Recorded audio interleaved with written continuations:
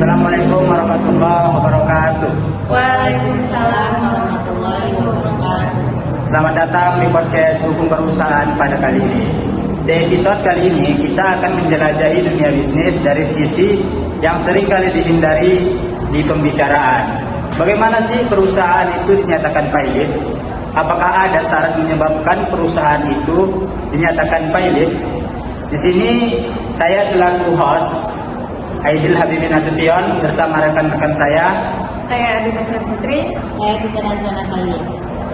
Nah, aku mau nanya nih sama kalian. Sebenarnya siapa yang bisa menyatakan suatu perusahaan itu pilot? Baik, aku coba jawab ya. Jadi yang menyatakan suatu perusahaan itu pilot adalah pengadilan. Nah, dalam hal ini pengadilan niaga. Iya benar, itu dikarenakan debitur tersebut tidak dapat membayar utangnya. Ini juga bukan masalah utang aja, untuk dapat dinyatakan pilot juga ada syarat yang harus terpenuhi. Nah, itu yang akan kita bahas di episode kali ini. Kita juga akan memberikan contoh beberapa perusahaan yang telah dinyatakan pilot oleh perusahaan pengadilan niaga. Jadi bisa lebih mudah dipahami oleh penonton nantinya. Langsung saja kita mulai pembahasan kita. Langsung aja ya, kita membahas tentang sedikit konsep dan syarat kepilotan. Tapi sebelumnya, mungkin penonton ada yang masih nggak tahu nih, sebenarnya kepilotan itu apa sih? Nah, jadi menurut pasal 1 angka 1 Undang-Undang Kepilotan nomor 37 tahun 2004, kepilotan adalah sitaan umum atas semua harta kekayaan debitur pilot yang pengurusan dan pemberesannya dilakukan oleh kurator di bawah pengawasan hakim, pengawasan sebagaimana diatur dalam undang-undang ini. Nah, singkatnya begini, ketidakmampuan untuk membayar dari seseorang atas utang-utangnya yang telah jatuh tempo. Oh, jadi ini masih berkaitan tentang hutang ya? Iya, benar banget. Kemudian ada juga nih syarat yang harus terpenuhi hingga suatu perusahaan itu dinyatakan pilot oleh pengadilan niaga ya? Iya, ada beberapa syarat untuk dapat dinyatakan pilot. Yang pertama itu keadaan berhenti membayar. Yang kedua harus ada lebih dari seseorang kreditur yang dimana salah seorang dari mereka itu piutangnya telah jatuh tempo dan telah bisa ditagih. Nah, ini ada pada pasal 6 ayat 5 Undang-Undang nomor 4 tahun 1998. Dan yang terakhir, atas permohonannya sendiri maupun atas permintaan seseorang atau lebih krediturnya. Mungkin bisa dipersingkat lagi nih, agar penonton lebih mudah mengingat serta memahaminya. Baik, singkatnya begini. Yang pertama adanya utang. Yang kedua minimal suatu dari utangnya itu sudah jatuh tempo. Nah, kemudian yang ketiga minimal satu dari utangnya bisa ditagih. Keempat adanya debitur. Kelima adanya kreditur. Keenam kreditur lebih dari satu. Dan yang terakhir, pernyataan pilot dilakukan oleh pengadilan khusus yang disebut dengan pengadilan niaga. Wah, ternyata banyak juga ya syaratnya hingga perusahaan itu bisa dinyatakan pilot oleh pengadilan niaga. Ya benar banget tuh, jadi nggak boleh sembarangan ya. Oke. Guys, ada nggak contoh yang telah dinyatakan pilot oleh pengadilan niaga? Tentu ada sih. Itu ada ya? Wah, bakal lebih menarik nih pembahasannya. Tentu saja dong. Oke, langsung aja kita bahas ya. Sepertinya penonton udah gak sabar nih mau tahu tentang perusahaan yang sudah dinyatakan pilot. Nah guys, coba berikan contoh perusahaan yang sudah dinyatakan pilot. Oke, nah yang pertama itu PT Dosmiroha yang bergerak di bidang solusi rantai pasok terintegrasi yang meliputi distribusi dan logistik untuk berbagai produk, terutama farmasi, alat kesehatan, dan retail. Nah, perusahaan ini telah dinyatakan pilot yang sebelumnya telah menjalani proses penundaan kewajiban membayar utang, yaitu PKPU. Iya benar, tapi proses tersebut tidak mencapai kesepakatan dengan kreditur hingga akhirnya Pengadilan Negeri Jakarta Pusat menyatakan bahwa PT Doi Miroha pilot. Nah, dengan putusan pilot ini maka seluruh harta dan aset perusahaan berada di bawah pengurusan kurator. Jadi asetnya akan dicatat, dinilai dan digunakan untuk pembayaran kewajiban kepada kreditur yang sesuai dengan ketentuan hukum kepilotan yang berlaku. Jadi walaupun telah dinyatakan pilot, kewajiban membayar utang tidak hilang ya? Nah betul, karena pilot tidak menghapus kewajiban dan utang pun tidak akan hilang karena diam. Proses hukum tetap akan berjalan sampai penyelesaian utang dilakukan oleh debitur kepada kreditur. Nah, ada nggak kasus lain tentang kepailitan ini? Ada nih, kasus yang satu ini pasti familiar banget, yaitu kasus PT Sri Rezeki Isman Tbk alias Ritex.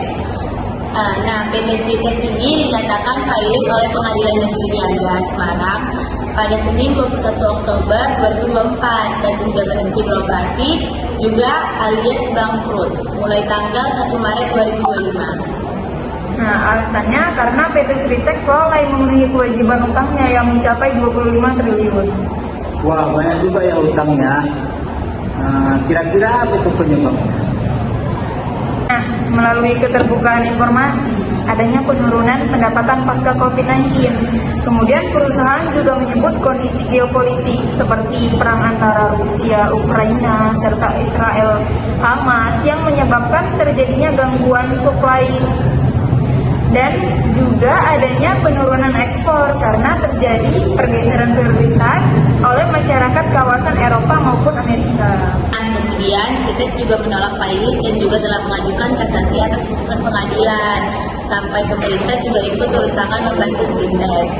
Namun pada putusan pengadilan niaga pada Pengadilan Negeri Semarang tanggal 21 Oktober 2024 dalam perkara ini tidak bertentangan dengan hukum dan undang-undang sehingga permohonan kasasi yang diajukan oleh para pemohon kasasi PT Sri Rezeki Isman Tbk dan kawan-kawan tersebut harus ditolak. Iya betul, Presiden Prabowo juga menurunkan 4 kementerian untuk segera mengkaji beberapa opsi dan skema untuk menyelamatkan Sritex. Ada bahas tentang kementerian, itu kementerian apa saja? Nah, Kementerian Perindustrian, Kementerian Keuangan, Menteri BUMN, dan Menteri Tenaga Kerja. Tapi akhirnya Sritex resmi bangkrut dan terjadi PHK massal ya. Berarti semuanya karena ketidakmampuan debitur dalam membayar utang-utangnya ya. Lalu bagaimana menurut kalian? Adakah alternatif pilot untuk perusahaan? Nah, PKPU penundaan kewajiban pembayaran utang yang ditegaskan dalam pasal 222 ayat 2 Undang-Undang 37 tahun 2004 bisa menjadi alternatif untuk perusahaan. Dalam hal ini, PKPU memberikan kesempatan bagi debitur untuk menunda pembayaran utang dan juga mengajukan perdamaian kepada kreditnya. Terus tujuannya apa? Tujuannya itu agar perusahaan bisa diselamatkan tanpa langsung dinyatakan pilot oleh pengadilan. Nah, menurut kalian, adakah cara agar terhindar dari pilot? Menurut aku, kita harus mengelola keuangan dengan rapi, seperti membuat laporan keuangan rutin, baik itu laporan neraca, laba rugi, dan arus kas, supaya tahu kondisi perusahaan sebenarnya. Nah, kemudian pisahkan uang pribadi dan uang perusahaan, serta catat pengeluaran sekecil apa saja. Kalau dari aku, kita harus menjaga kas, jangan sampai utangnya itu menumpuk. Nah, jadi kita harus utamakan agar uang masuk atau pembayaran pelanggan lebih cepat daripada tanggal jatuh tempo utang. Kemudian hindari berutang terlalu banyak, terutama kalau belum ada jaminan pasti bahwa perusahaan kita bisa membayar tepat waktu. Wah, sepertinya diskusinya makin menarik nih. Tapi sayangnya waktu kita udah mulai habis. Nah, dari semua yang telah kita bahas kali ini, dapat ditarik kesimpulan bahwa kepailitan adalah sitaan umum atas semua harta kekayaan debitur pilot yang pengurusan dan pemberesannya dilakukan oleh kurator di bawah pengawasan hakim pengawasan sebagai diatur oleh undang-undang, atau ketidaknyamanan untuk membayar dari seorang debitur.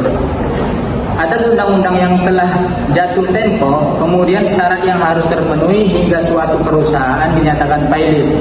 Yang pertama itu keadaan berhenti membayar. Yang kedua, harus ada lebih dari seorang kreditur, yang dimana salah orang dari mereka itu piutangnya telah jatuh tempo dan telah bisa ditagih. Yang terakhir, permohonannya sendiri maupun atas permintaan seseorang atau lebih krediturnya. Nah, pilot tidak menghapus kewajiban dan utang pun tidak akan hilang hanya karena diam. Proses hukum tetap akan berjalan sampai penyelesaian utang dilakukan oleh debitur kepada kreditur. Pentingnya mengelola utang dan menjaga keperusahaan. Pilot itu bukan akhir dari segalanya, tapi awal dari proses hukum yang kompleks. Sampai di sini saja episode kami kali ini. Semoga bermanfaat bagi kita semua. Saya ucapkan terima kasih kepada rekan-rekan saya, Adita dan Tita, yang sangat luar biasa.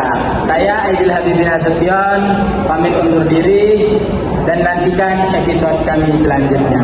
Bye-bye.